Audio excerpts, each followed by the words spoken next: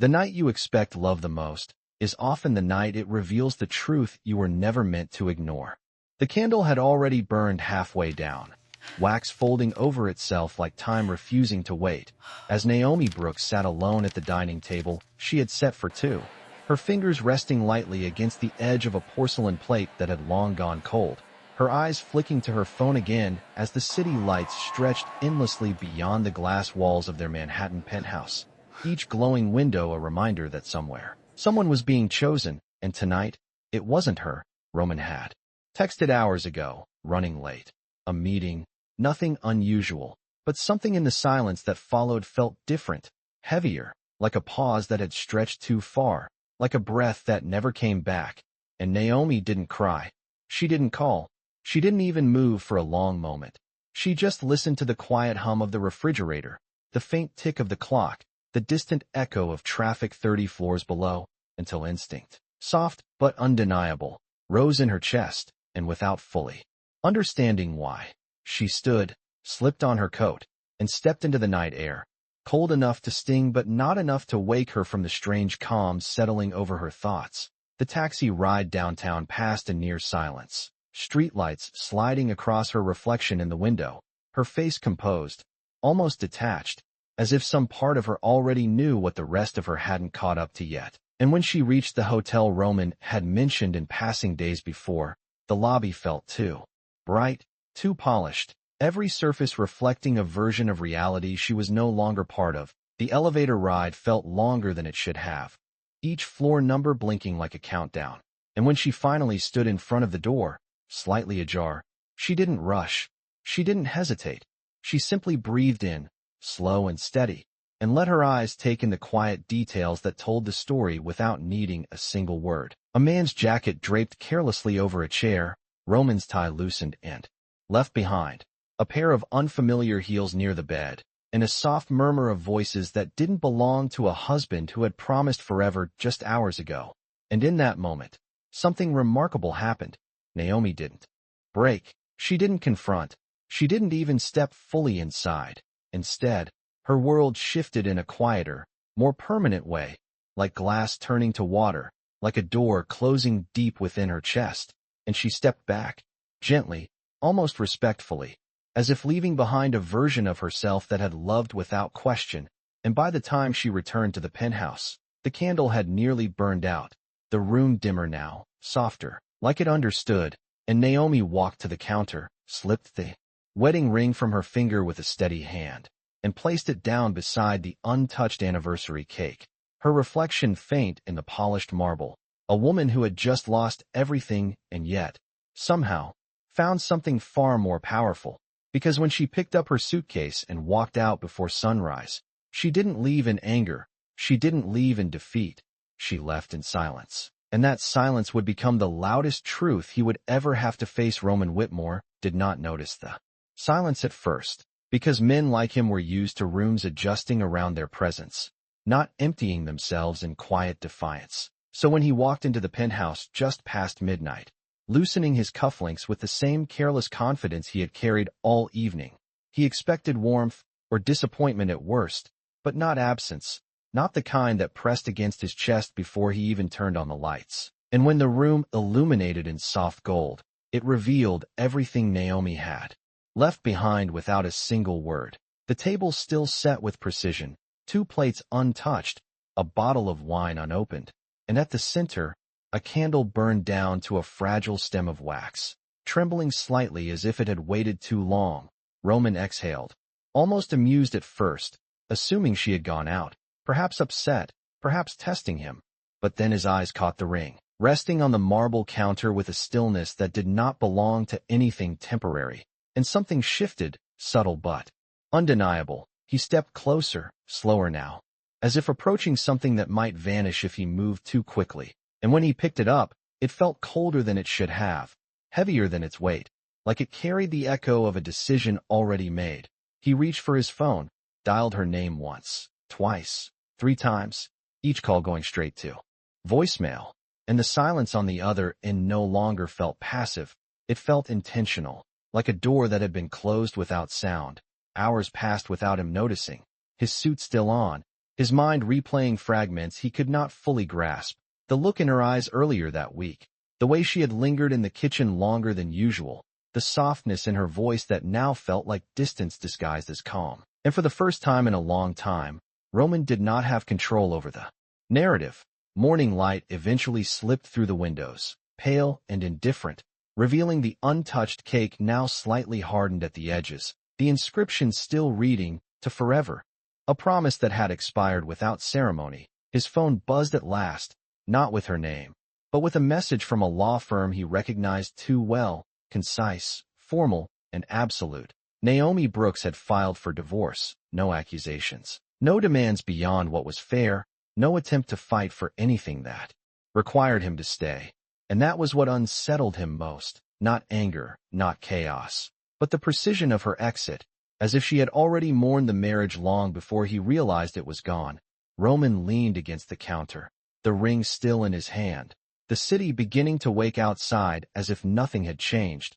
But inside that penthouse, something irreversible had already taken place, and for the first time, he understood that the absence she left behind was not a moment, it was a consequence. And it was only beginning. Naomi Brooks did not look back, not when the elevator doors closed, not when the city lights blurred past the window of the taxi, and not even when the skyline of Manhattan slowly disappeared behind her like a chapter that had already decided to end without her permission, because looking back would have required her to question the strength she had just chosen. And Naomi understood something most people never learn in time, that dignity is often built in the moments no one witnesses, the quiet decisions that do not ask for applause, only for courage. The early morning air was sharp as she stepped onto the platform at Penn Station, her suitcase beside her, her phone silent, and for the first time in years, there was no one expecting her to return, no one defining where she belonged. The train arrived with a low mechanical sigh, doors opening like an invitation she had not planned for, but accepted anyway. And as she settled into her seat, watching the city fade into distance, she placed her hand gently against her stomach without fully understanding why, as if her body was holding on to something her mind had not yet discovered.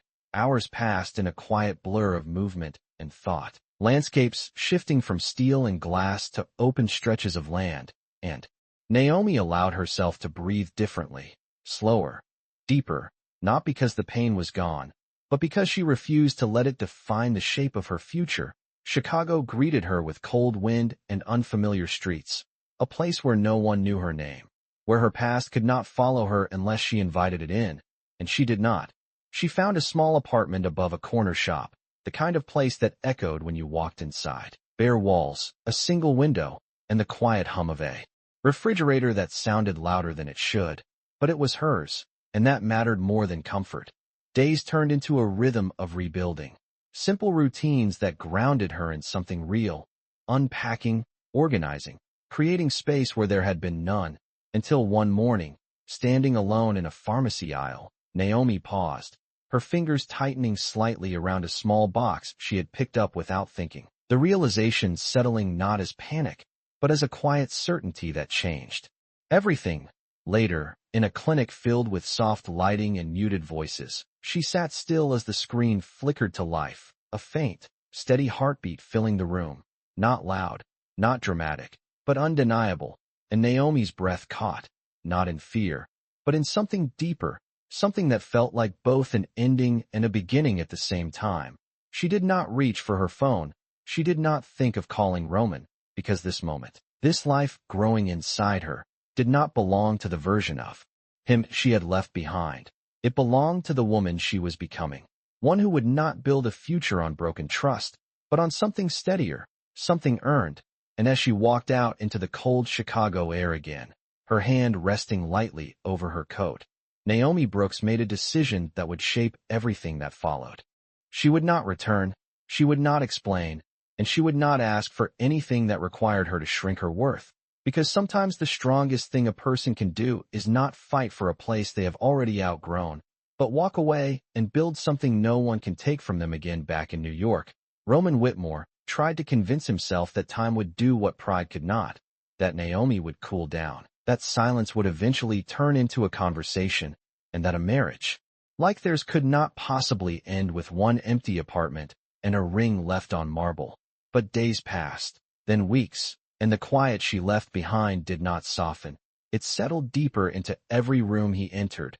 The penthouse had once felt curated, polished, alive with the small evidence of Naomi's presence. Fresh flowers near the windows, candles arranged with effortless taste, a softness in the lighting that made even the coldest corners feel human, and now everything looked expensive and lifeless, as if beauty without warmth had finally revealed its true shape. Roman buried himself in work the way powerful men often do when they do not know how to grieve. Earlier meetings, later dinners, sharper decisions, but no amount of numbers or negotiations could dull the unsettling awareness that his home no longer felt like a place anyone belonged. And then Delilah's heart began to appear more often, first with carefully timed sympathy, then with casual confidence, stepping into spaces Naomi had once filled as though she believed absence was the same thing as invitation.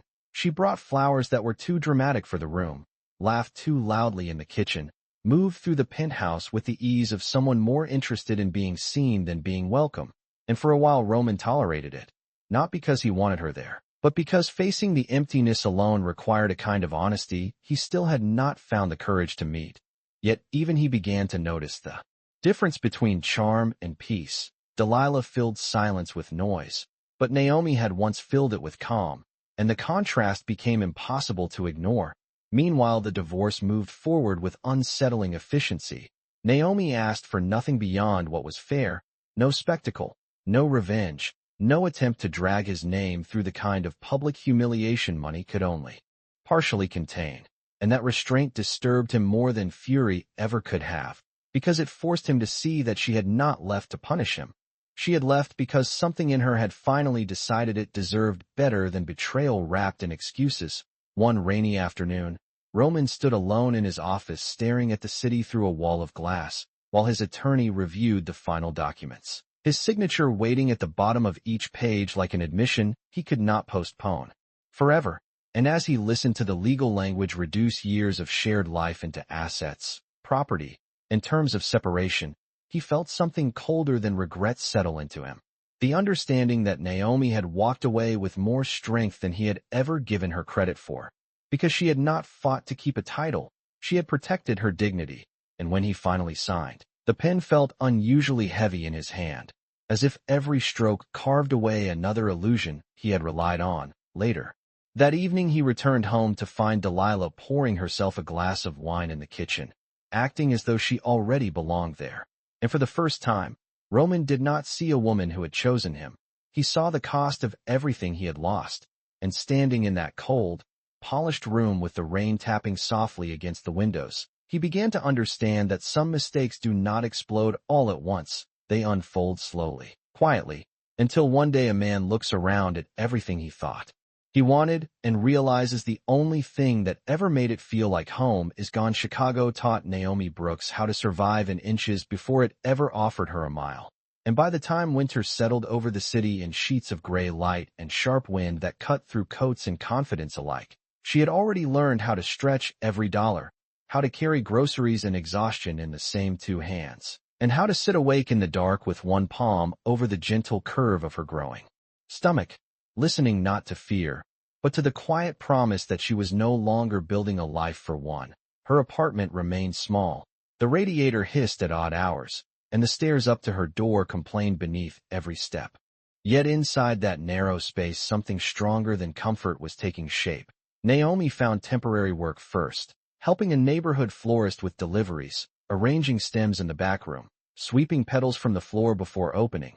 And there was something unexpectedly healing in working with things that still chose beauty after being cut from their roots. She noticed details others missed, how color changed the mood of a room, how a table could feel like a celebration or a farewell, depending on what rested at its center. And slowly, without announcing it to anyone, she began sketching ideas at night in a worn notebook, centerpieces, lighting concepts, layouts for intimate dinners and small receptions. All the things she used to do effortlessly in a life where no one had ever called it work because it had come so naturally to her.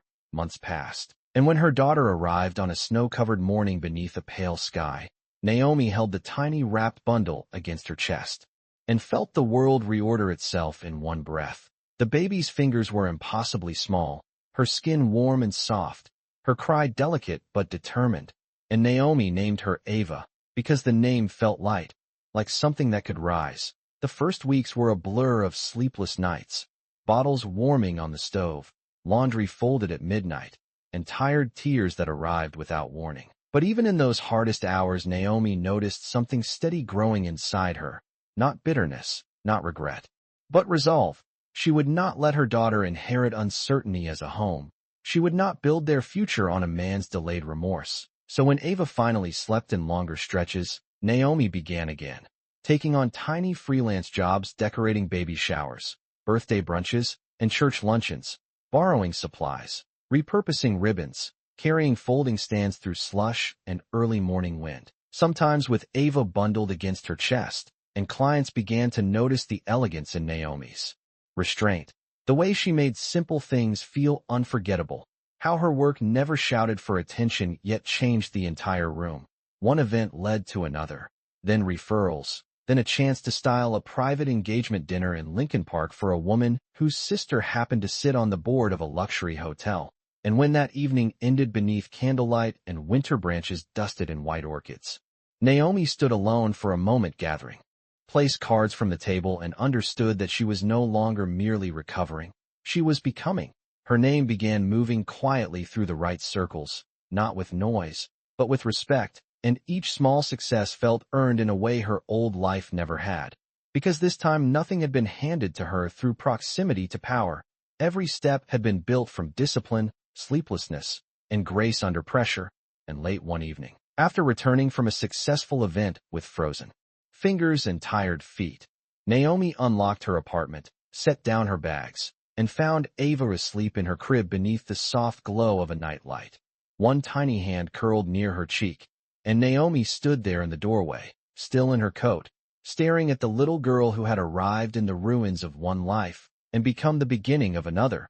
And for the first time since leaving New York, Naomi smiled without sadness, because she understood now that some women do not rise by being rescued.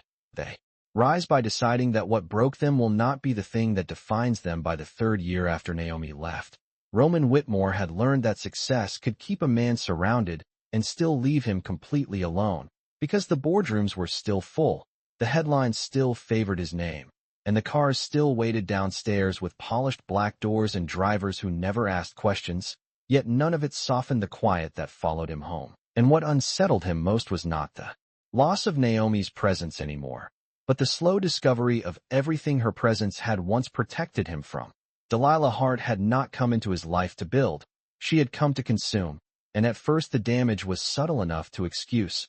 A private comment repeated in the wrong circle, a guest list changed without approval, a confidence shared too freely over champagne with women who treated discretion like a costume they only wore in daylight. But then small fractures became larger ones. A senior executive resigned after a confidential strategy discussion somehow reached a competing firm.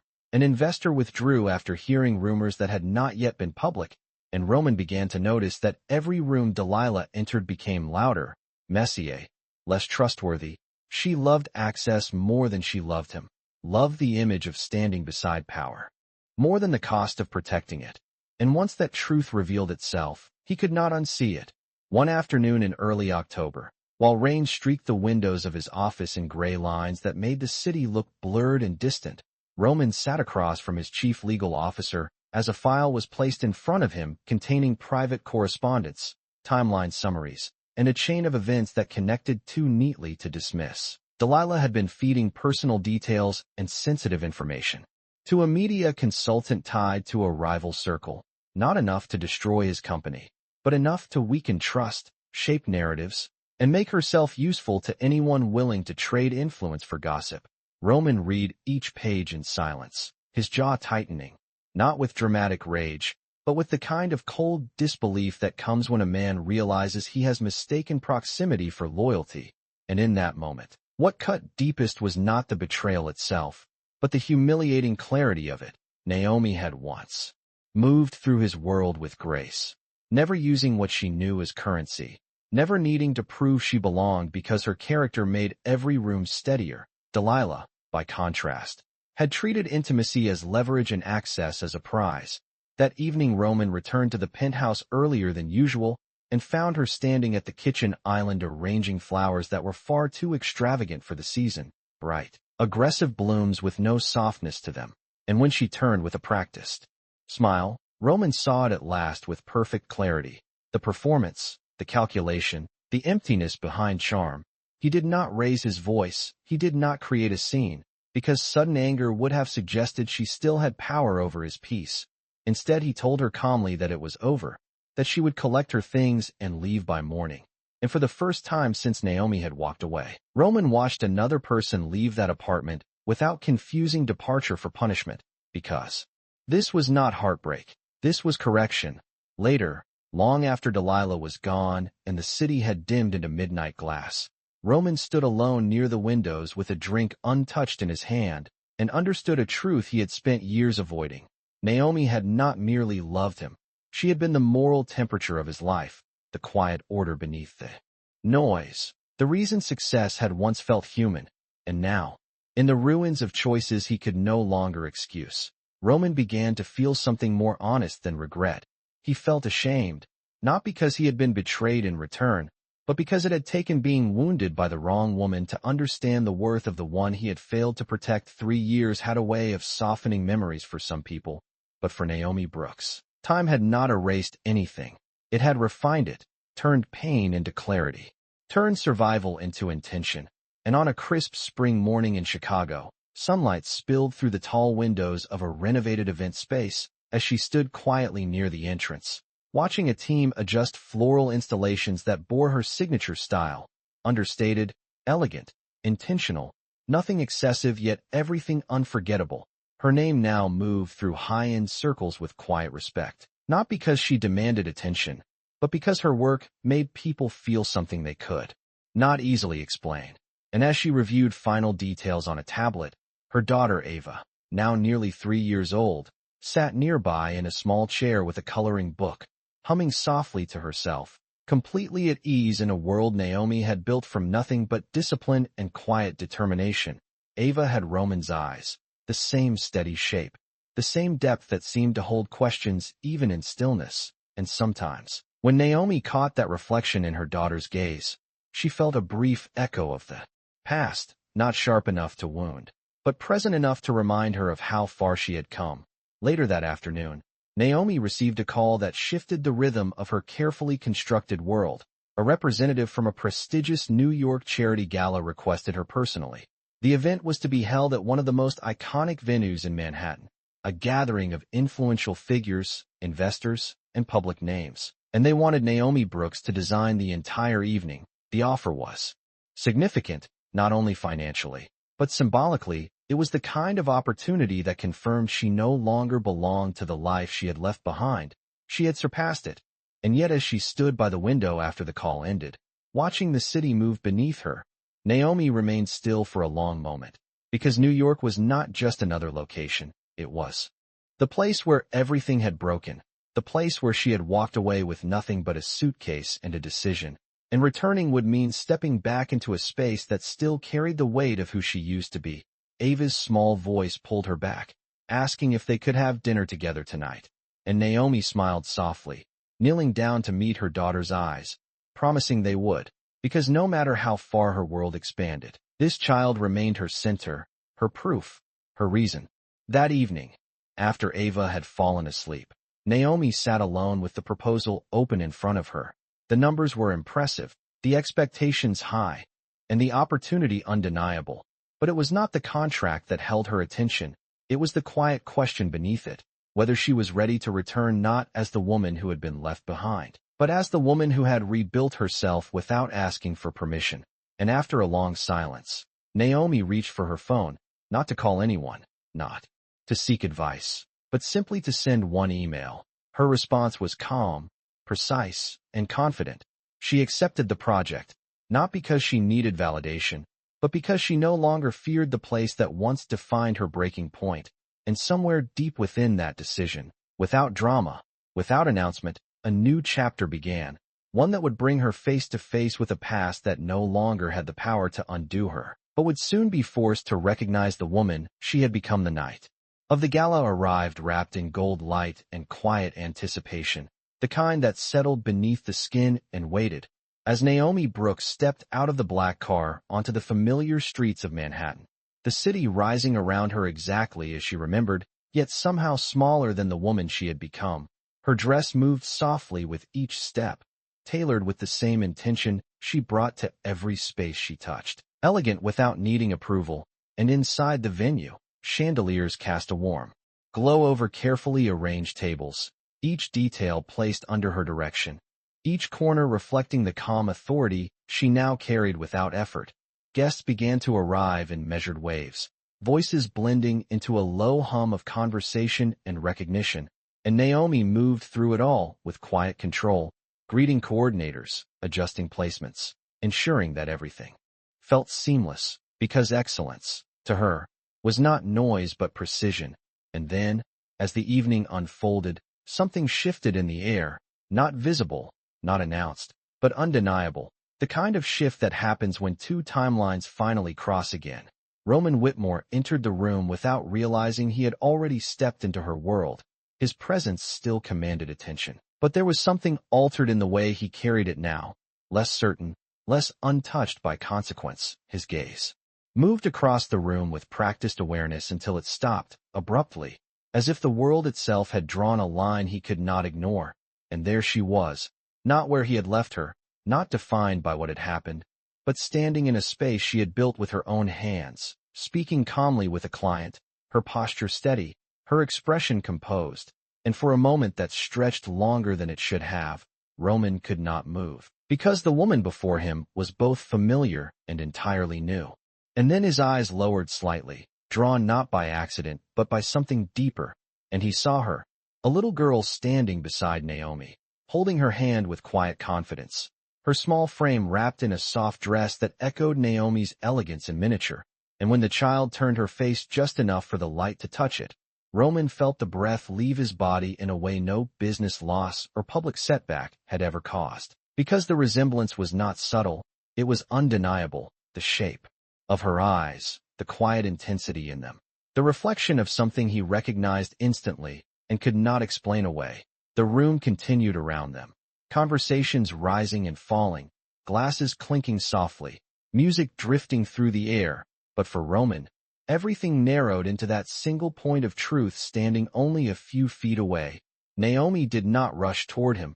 She did not react with surprise or discomfort. Instead, she simply looked at him, calm, steady, as if this moment had already been processed long before it arrived. And when Ava shifted slightly closer to her, Naomi's hand adjusted gently, protective but not possessive, a quiet signal of where her world began and ended now. Roman took a step forward, then another, each movement heavier than the last, not because of distance, but because of what stood between them. 3 years of absence, of choices, of consequences he was only now beginning to understand.